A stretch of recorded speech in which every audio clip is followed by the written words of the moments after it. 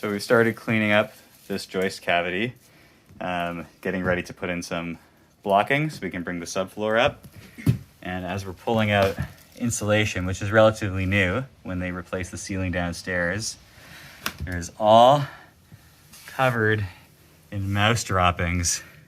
There's a big box, like the mouse latrine right here. All in that. Yeah, and all in this resilient channel. It's just, it's pretty nasty. We're probably just gonna rip out all of this insulation because it's probably just soaked in mouse urine. Yay.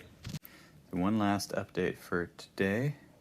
So we got our 2 pieces of 3/4 inch plywood up here. Have some nice platforms to work on.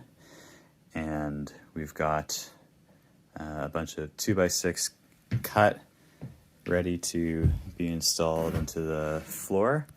Because I didn't leave the floorboards resting on a joist, we're going to install these under the floor, kind of like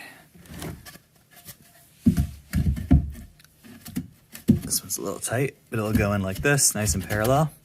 Cut them a little long so that it'd be a nice tight fit. And those will go under each stud and one under each doorway to kind of just lend a little more support so that this interior wall isn't hanging. And probably put little pieces of 2x4 in between to kind of just keep those boards together. And we're going to leave the ones on the end off for now so that we have room to do the repointing of the brick. And yeah, that's it. And we got all the old floor out of here. It's sitting in our mudroom, ready to be exchanged for our fresh new floor. The place we're getting that reclaimed floor from is going to buy our old floor from us, whatever is usable. And that's it for today.